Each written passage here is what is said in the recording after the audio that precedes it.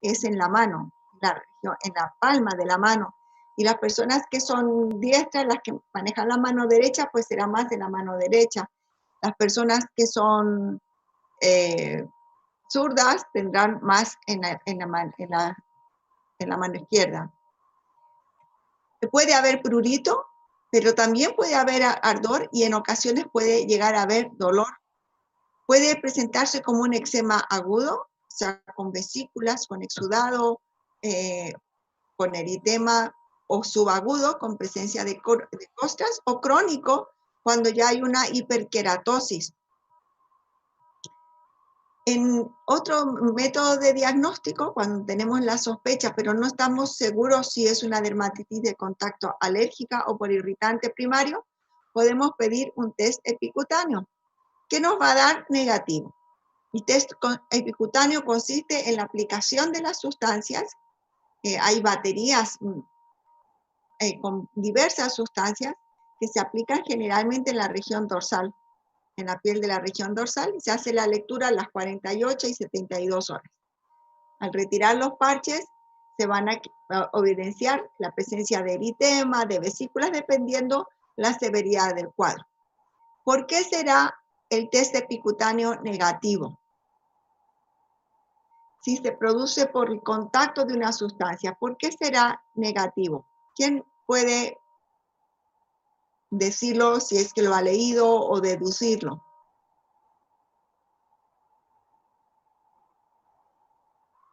Pueden activar el micrófono el que quiera responder.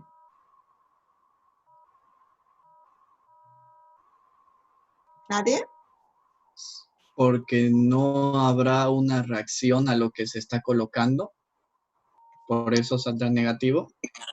Hay una reacción, pero ¿por qué cuando ponen estas sustancias, de estas baterías, son varias sustancias que se colocan, no hace reacción? La respuesta a grandes rasgos está aquí, en lo que les decía hace poquito. En la inmunidad innata.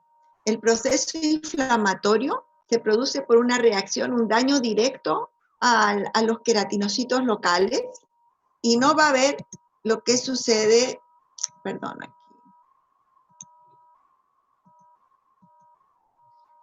No va a suceder esto, la presencia de los linfocitos T memoria.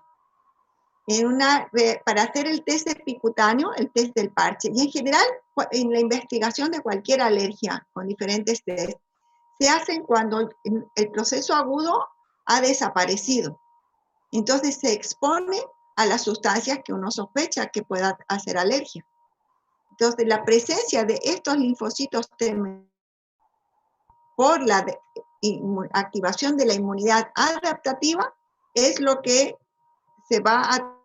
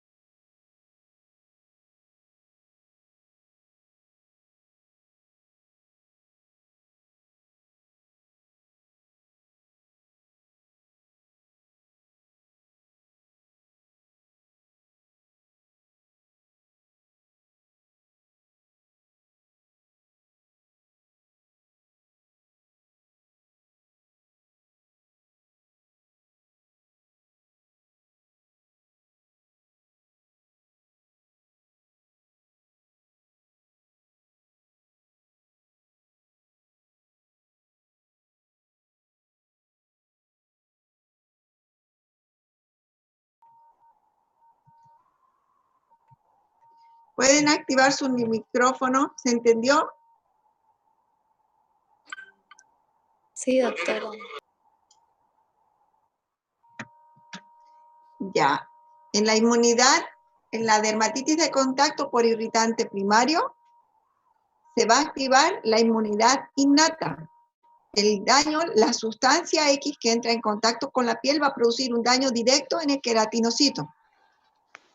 Pero una vez que se aparta esa sustancia, se recupera la piel, pero no están activados los linfocitos de memoria. Por tanto, si se entra en contacto, pues, si se vuelve a estar en las mismas concentraciones, obviamente que va a volver a suceder, pero no va al investigar lo que estábamos analizando, el test va a ser dermatitis de contacto por irritante primario porque no están activados los linfocitos de memoria, ¿ya?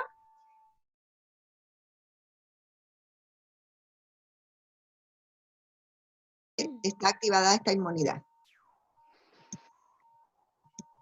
Bueno, sigamos. No está compartiendo su pantalla, doctora. ¿No estoy compartiendo? Ahí está, ya. Ahora Ah, sí. ok. Aparece. Ya. Ahora, en la clínica, tanto en la dermatitis por irritante de contacto por irritante primario como en la alérgica, es fundamental la relación con la sustancia, el contacto.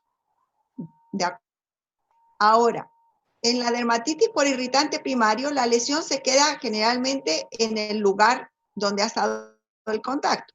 En la dermatitis alérgica, cuando persiste el contacto, cada vez es más extenso, es más severo y se va diseminando.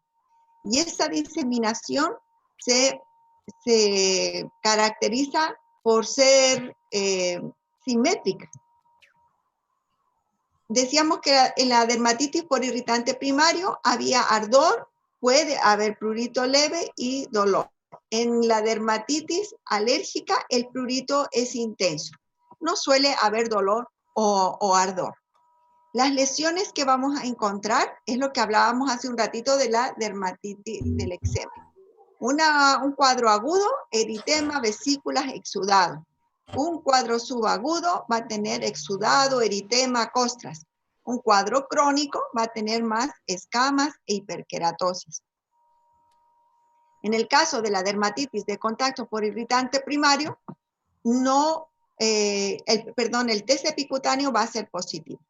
Si la persona, el paciente y el médico no conseguimos identificar cuál es el producto que desarrolla la dermatitis, podemos investigar haciendo el test epicutáneo.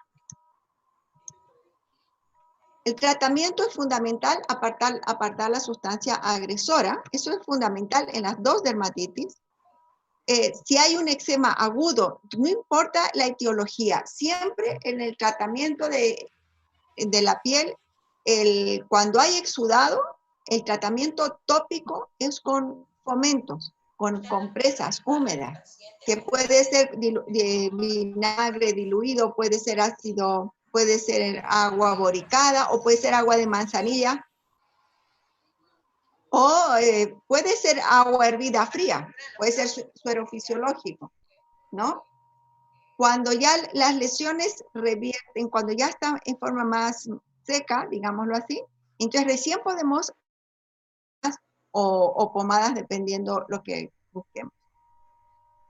Si es un cuadro muy severo, un cuadro muy extenso, vamos a preferir usar corticoides sistémicos en estas dosis. Van de 0,5 a 1 miligramo por kilo de peso al día, la prednisona, por entre 7 a 10 días. Cuando pasamos de 10 días, es mejor ir tirando paulatinamente al síndrome de supresión de corticoides. En los cuadros leves o localizados vamos a usar corticoides tópicos. Habíamos dicho que el de más baja potencia pero el más seguro es la hidrocortisona. Y de alta potencia está el clobetasol o el valerato o el dipropionato de betametasona. Entonces, si tenemos una dermatitis en párpados, preferimos usar hidrocortisona. Si tenemos una dermatitis en las manos, que es un cuadro más severo, la piel es más gruesa también, entonces preferimos corticoides de más alta potencia. Aquí tenemos una dermatitis de contacto aguda, ¿verdad? Porque hay presencia de vesículas. Este es un eczema deshidrótico. Sin embargo, aquí tenemos una dermatitis de contacto crónica. Hay eritema y hay presencia de escamas. Estos lugares, cuando la piel está muy seca, puede llegar a fisurar. Pueden haber fisuras en los pulpejos de los dedos y eso producir mucho dolor. Aquí tenemos, ¿quién se anima a decir aquí qué tipo de eczema sería?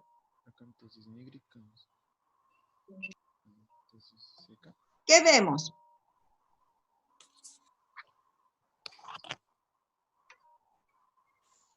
Hay un poquito de eritema, hay discreto eritema, Crónico. hay escamas, hay costras. Es un exudado que se está secando, que está formando costras. Esto es un eczema subagudo, ya lleva varios días, ya ha pasado el periodo más agudo. En esta, ¿cuál será el contactante? Puede ser un perfume, puede ser un collar, ¿verdad? Que se ha puesto, eso hay que investigar. Si la paciente no refiere con qué asocia, nosotros tenemos que investigar. Aquí hay eritema y hay escamas. Y hay algunas escoriaciones por rascado o puede ser que hayan habido algunas costrículas. Llama la atención la simetría. Está exactamente en los dos lados igual. Y también llama la atención la forma. Esta forma es rectangular. Sigue el trayecto. Si le preguntamos si tenía una sandalia con unas tiras, con una cinta, no, seguramente nos va a decir que sí. Ahí veremos si eran de plástico, si eran de cuerina, si era de cuero. Y si no sabe, pues hacemos el test epicutáneo. Aquí, ¿qué tenemos? Eritema y escamas. Las lesiones son un poco discretamente, están en una disposición redondeada, pero no tiene los bordes bien definidos. El área de localización, aquí es la región pubiana, ¿no? Es la parte inferior del abdomen. Vamos a preguntar si cuando se pone un pantalón o si tiene un cinturón con una hebilla de metal. Es una dermatitis de contacto por el metal. Puede ser los botones de los jeans o pueden ser las hebillas de los cinturones. En este caso lo mismo. Es una lesión que tiene una forma un poco redondeada. Hay un eritema, hay un exudado, ¿verdad que sí? Hay erosiones. Pero aquí, ¿qué hay? Hay una hiperpigmentación. La piel se la nota más gruesa. Y hay un aumento de las líneas. ¿Cómo se llama esta lesión secundaria?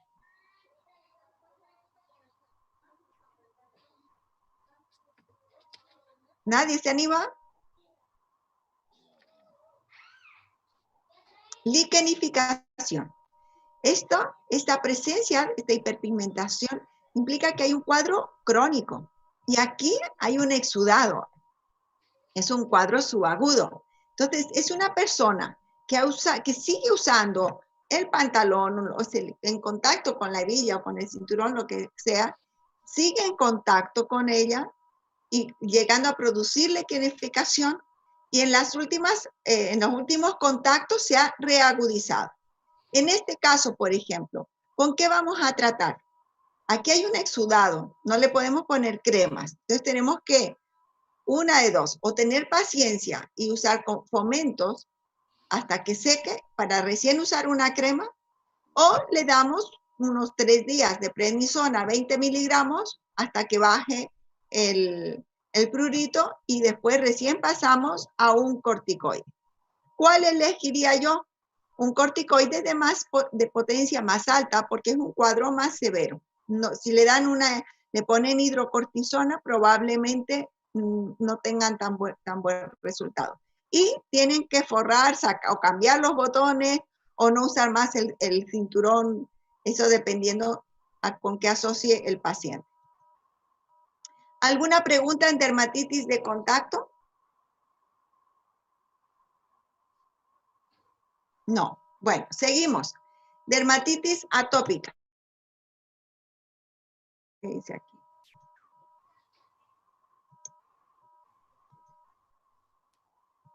La dermatitis atópica es un trastorno inflamatorio que afecta predominantemente a la población infantil. Puede darse también en adultos, pero es mucho más raro. Se asocia con otros cuadros atópicos como asma, bronquitis, rinitis, conjuntivitis de tipo alérgica. Y hay factores constitucionales y ambientales que influyen en su desarrollo. Entonces, hay un patrón genético que le hace a esa persona susceptible a estas alergias y factores ambientales como el clima, las sustancias químicas que van a producir una serie de fenómenos en el atópico. Va a haber entonces una interacción entre la base genética, alteraciones de la función autonómica, son personas, por ejemplo, que cuando niños sobre todo que corretean y sudan siempre y ese sudor les hace picar, en vez de tener reacciones que la piel se pone roja, el rascado se pone blanca, y van a haber alteraciones en el sistema inmune, va a haber más susceptibilidad a las infecciones virales y por Staphylococcus aureus, ¿no? Entonces se ha observado que en la dermatitis atópica hay un aumento de la susceptibilidad a infecciones virales, fúngicas y estafilocócicas. Hay portadores sanos de Staphylococcus aureus que generalmente se quedan habitando en las regiones periorificiales u orificiales a nivel nasal, perianal y en el ombligo. Estas personas suelen tener una elevación de IgE. También, y aquí me falta poner, bueno, después les pondré ahorita si me permiten. No, después les pongo. Hay una hipereosinofilia también, puede haber eosinofilia. Hay asociación con otras alergias, urticaria, intolerancias alimentarias, prurigo por picaduras de insectos. Los principales mecanismos de hipersensibilidad de la dermatitis atópica es la hipersensibilidad tipo 1, pero también puede haber hipersensibilidad tipo 2. Hay, ¿qué más tenemos aquí? Mayor severidad.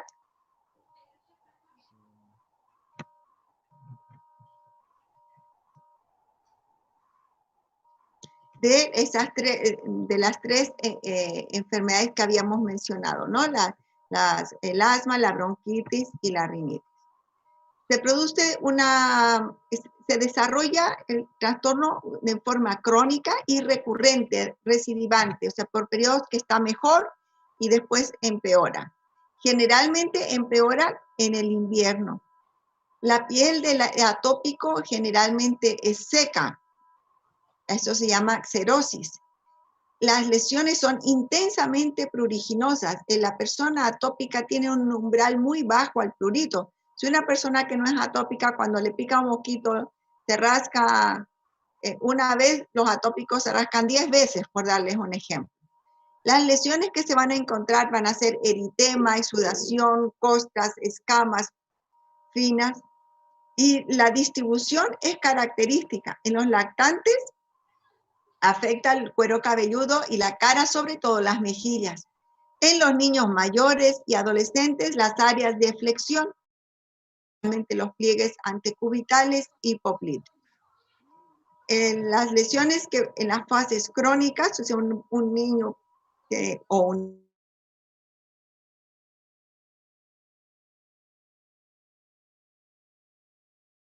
liquenificación.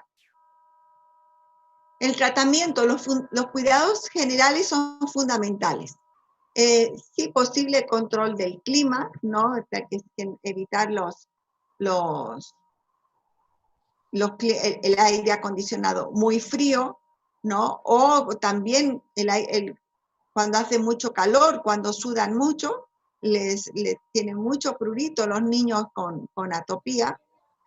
Hay que usar siempre ropa de algodón, evitar la ropa de lana o tejido sintético. Los detergentes y los suavizantes de la ropa tienen que ser evitados.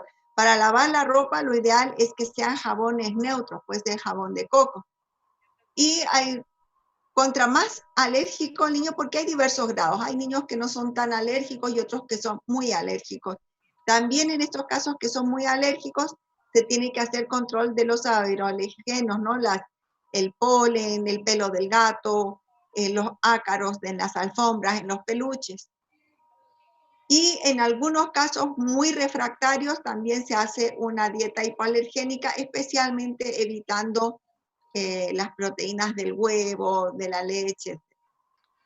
El baño tiene que ser baños rápidos, con agua tibia, lo más friecita posible, y usar jaboncillos neutros.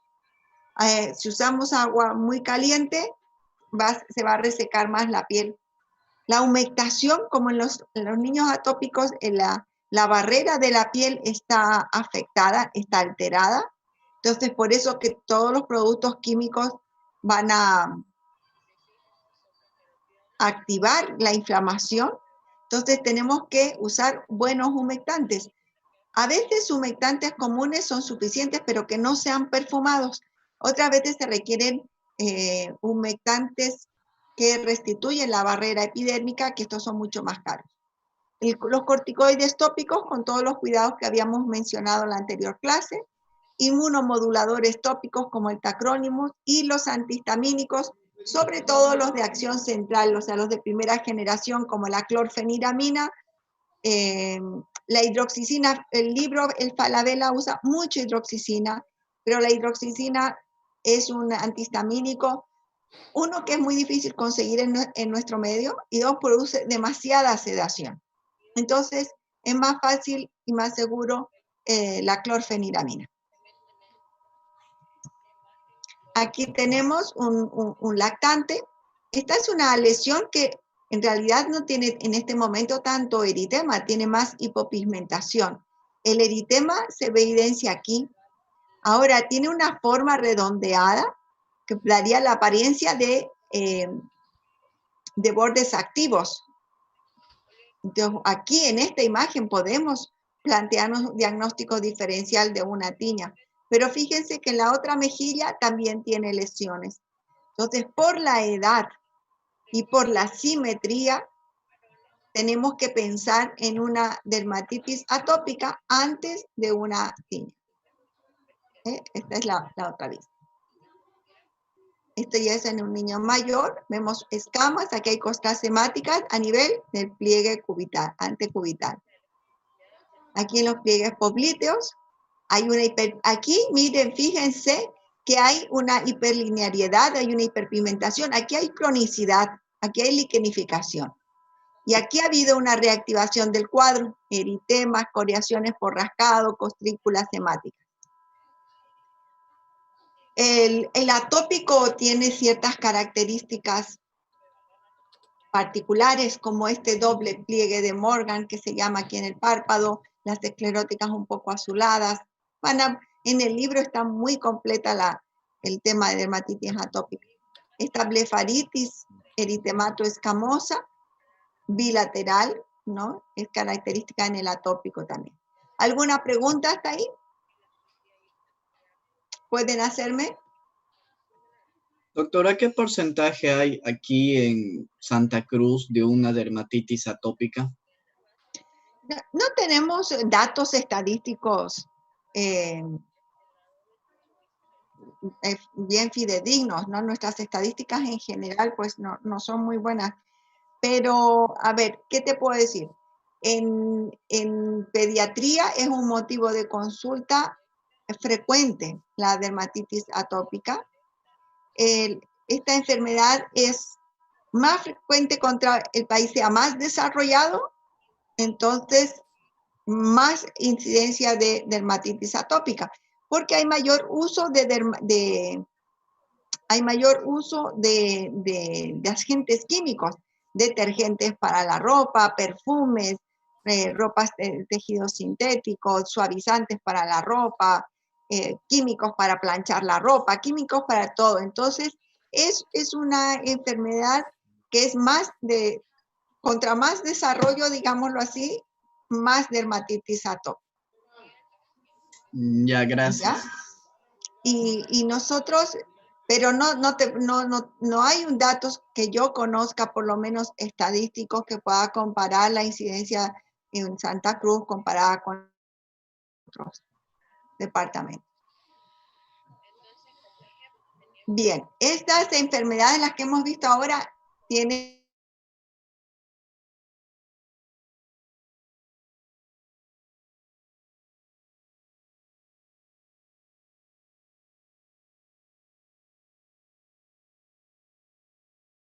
frecuentes,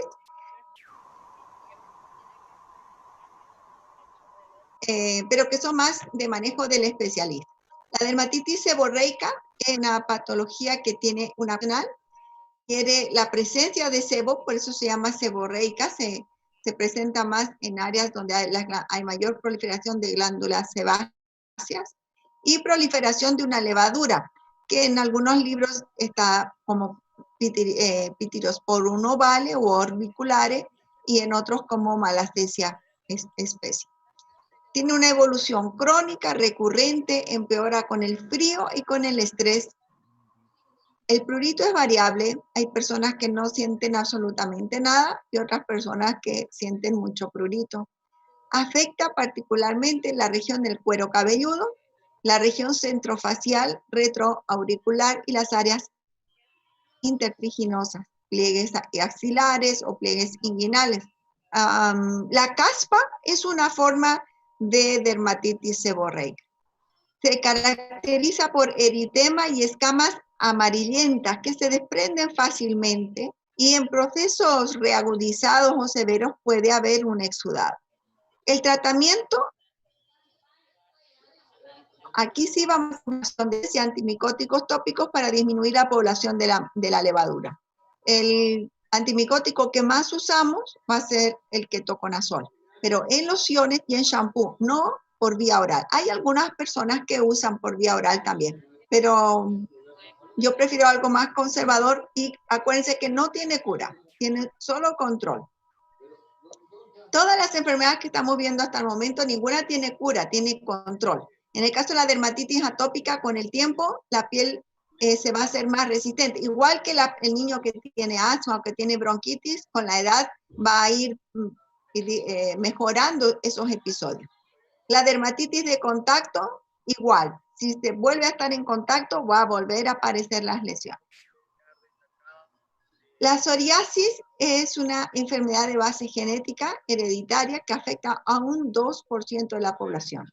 Es más frecuente en la edad adulta y afecta a ambos sexos por igual. Empeora, al igual que la dermatitis seborreica, empeora con el frío y con el estrés. El prurito también es variable. Hay personas que no sienten nada de prurito y otras personas que sienten mucho prurito. Se caracteriza por pápulas y placas eritematosas que tienen una escama blanco-plateada. Hay una maniobra clínica que es el signo de Auspitz, consiste en raspar, puede ser con un bajalengua, con una pequeña cureta roma. Se desprende la escama como si fuera, primero es una escama muy purpurácea y después la última sale una sola escama, es el signo de la vela y deja una superficie rojiza con unos puntos hemorrágicos que es el signo del rocío sangrante. Se conoce esa maniobra como el signo de Auspitz. Pueden haber cambios ungueales, la uña en dedal. Puede haber artritis también, alguna artritis psoriásica. Hay diferentes formas de psoriasis. No he querido entrar en muchas, hacer muy detallista porque no vamos a poder abarcar tanta materia, pero sí que sería bueno que ustedes lean, si es posible, de su libro o de otros libros que tengan acceso en internet. Generalmente la psoriasis se presenta en las áreas simétricas y de extensión. Contrariamente a lo que habíamos mencionado de la dermatitis atópica en las áreas de flexión, la psoriasis en las áreas de extensión, es decir, los codos o las rodillas. Pero también puede presentarse en el cuero cabelludo y a veces ser un diagnóstico diferencial difícil de la dermatitis seborreica. El tratamiento de la psoriasis es con corticoides tópicos, pero cuando son cuadros muy severos, muy extensos, tenemos que usar inmunosupresores sistémicos como el metotrexato. En el caso de la psoriasis, no sé si pueden ver aquí, los corticoides sistémicos están contraindicados porque producen un fenómeno de rebote. Lo mismo que sucedía, creo que no se los mencioné, en la dermatitis atópica. Aquí abajito está con rojo todavía. Los corticoides sistémicos están contraindicados. ¿Por qué están contraindicados? Porque se produce un fenómeno de rebote. Eso quiere decir, mejoran y después cuando se pasa el efecto del corticoide, la enfermedad aparece con más fuerza, se reactiva con más fuerza. Aquí tenemos en su imagen, en la izquierda, una dermatitis seborreica. Eritema, hay escamas, son unas escamas amarillentas en la región retroauricular. Se ve también escamas en el cuero cabelludo. A la derecha, una placa de psoriasis. Hay una eritema, es un eritema vivo, y hay unas escamas blanco-plateadas, características de la psoriasis. Pitiriasis rosada de Gibert es una enfermedad muy frecuente, pero subdiagnosticada. ¿Por qué está subdiagnosticada? Porque es una enfermedad autolimitada. Entonces, para cuando el paciente generalmente va a varios médicos y ya cuando ya uno le dice qué es, ya puede ser que haya desaparecido. Además que se confunde con otras enfermedades. Es una enfermedad benigna, frecuente. La posible causa se ha asociado a algunos trabajos con infección por herpes virus simple tipo 7 y tipo 6. Aquí hay un error, este es tipo 6, ¿ya? Sí, pero esto no está comprobado. Es estacional, se presenta como pequeñas epidemias, pero generalmente solamente afecta a un miembro de la familia. Presenta prurito variable, hay personas que tienen mucho prurito, otras no. Y se caracteriza por lesiones redondeadas u ovales, con un collarete de escamas finas que aparece desde el centro de la lesión y que va hacia afuera.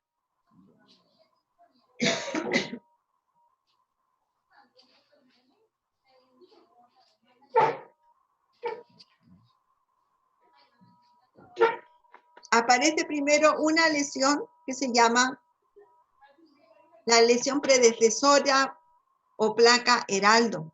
Y después de una semana se va a aparecer otras más pequeñas, ovales también, que se distribuyen sobre todo en el tronco. Diagnóstico diferencial. La placa heraldo, el diagnóstico diferencial principal es la tinea corporis.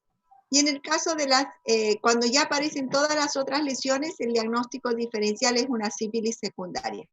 Por eso siempre tenemos que pedir, sobre todo en adultos jóvenes, con un VDRL. Tratamiento automático, se puede dar hidrocortisona al 1% en crema o antihistamínicos, y sabemos que entonces que va a remitir aproximadamente en 3 semanas. Esta es una placa heraldo, es una lesión redondeada, con escamas, con eritema, y aquí ya aparecen todas las otras lesiones que son redondeadas. Puede simular una tiña, porque son redondeadas, pero fíjense cómo las aparecen desde el centro de la lesión y de ahí van hacia afuera. Aquí la escama es menos evidente. Aquí un diagnóstico diferencial es sífilis secundaria. Siempre pidan un VDRL en estos casos. Dermatitis del pañal.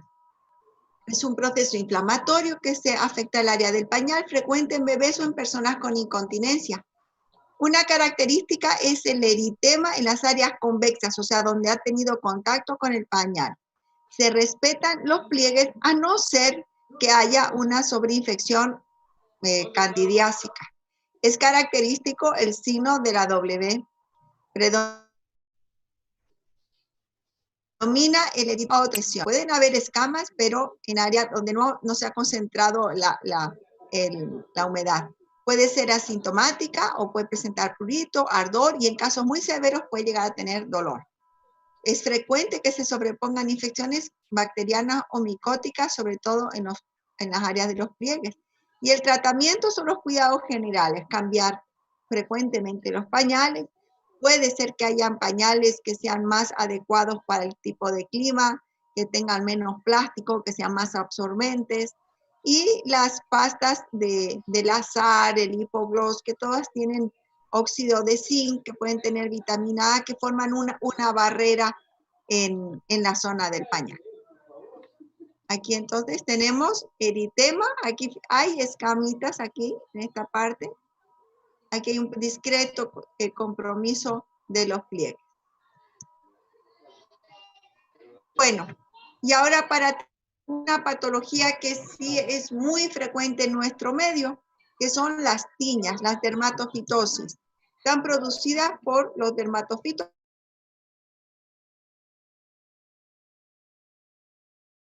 Uñas tienen afinidad por la queratina.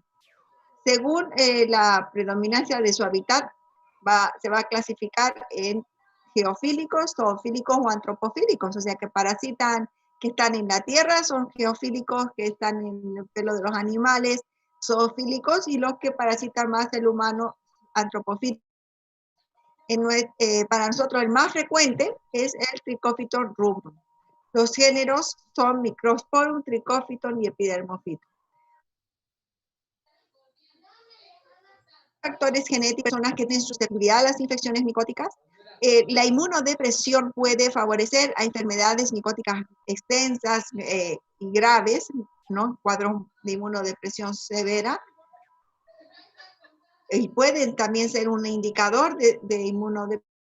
Y los factores ambientales como calor y humedad favorecen la infección. Tienen tendencia a la cronicidad, especialmente cuando son infecciones por Trichophyton rubrum. El prurito es un síntoma muy constante. Según la localización, vamos a denominar la tiña pedis si está en los pies, tiña cruris si está en la región inguinal, tiña corporis en el cuerpo, tiña capitis en el cuero cabelludo. Nosotros ahora no vamos a hablar de la tiña capitis ni de la tiña fungeal, porque eso lo vamos a dejar para la clase de enfermedades de la piel, de las uñas y pelos. La tiña pedis hay tres formas clínicas: la hiperqueratósica o tiña en mocasín, que se caracteriza por escamas, hiperqueratosis plantar. La inflamatoria, que va a tener eritema, escamas y vesículas o ampollas, que se dan en los periodos de verano, ¿no? Cuando hace mucho calor, cuando se usa zapatos cerrados y entonces la oclusión, la humedad, el calor hace proliferar más los hongos. Pueden haber lesiones a distancia que se conocen como dermatofitides, son vesículas, generalmente las palmas de las manos, donde no se va a evidenciar los hongos, o sea, si hacemos un examen micológico de esas lesiones nos va a dar negativo. La tiña pedis interdigital, que se caracteriza por descamación, maceración y fisuras, y suele haber contaminación con bacterias y levaduras. La tiña cruris se localiza en las regiones inguinales, se presenta con eritema y puede haber en la zona central una hiperpigmentación, los bordes son bien delimitados con presencia de escamas, microvesículas y microcostrículas hemáticas. Tiña corporis, una forma tricofítica, generalmente son pocas lesiones y la gente suele ser el Trichophyton rubrum.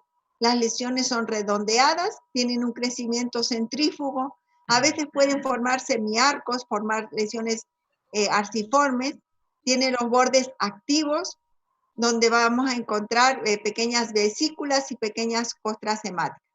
La forma microspórica generalmente se da más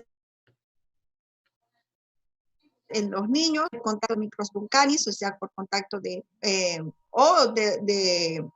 otras, también puede ser de epidermofito, por contacto con animales, de los gatitos también puede producir estas lesiones que son más numerosas y son menores comparada con la forma tricofítica. La tiña manu se caracteriza por la unilateralidad, por tener la piel seca, hay una hiperlinearidad, hay escamas y puede o no haber un borde activo si va avanzando. Puede presentar prurito y es un diagnóstico diferencial importante de la dermatitis de contacto del ama de casa. El diagnóstico va a ser clínico o haciendo un micológico directo y cultivo micológico, que va a salir en 2 semanas. Cuando pidan micológico, acuérdense de que no esté, igual que un bacteriano, acuérdense de que no esté usando ninguna crema tópica, tiene que estar 24, mínimo 12 horas sin aplicar absolutamente, sin lavarse, y 1 semana sin estar usando ningún medicamento tópico. Los cuidados generales son importantes, especialmente en la Tinea cruris y en la Tinea pedis, donde la humedad es un factor de predisposición, favorecedor de la infección, entonces tiene que secarse muy bien después de la ducha. En el caso de la Tinea pedis, poner los zapatos a airear, ponerlos al sol, usar más calzados abiertos.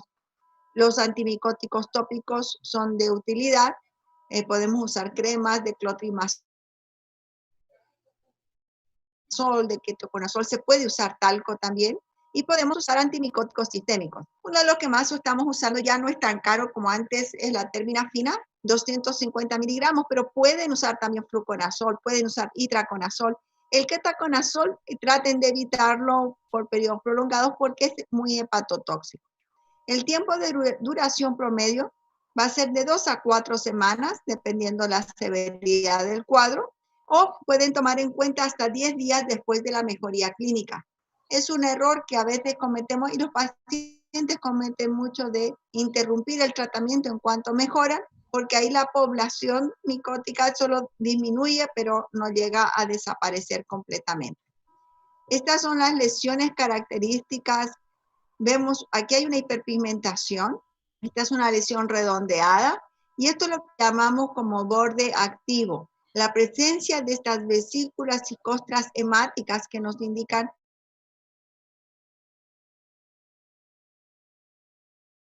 el nombre de empeine. Hay escamas y hay un borde bien eritematoso. Por eso que en esta imagen, por ejemplo, es muy difícil el diagnóstico de una pitiriasis versicolor. Pero esta lesión ha crecido centrífugamente. Si le preguntamos, la mamá va a decir, o la persona, apareció como una picadurita y después fue creciendo hacia afuera. En una placa heraldo, generalmente la lesión aparece del tamaño que es. Esta es una tinea corporal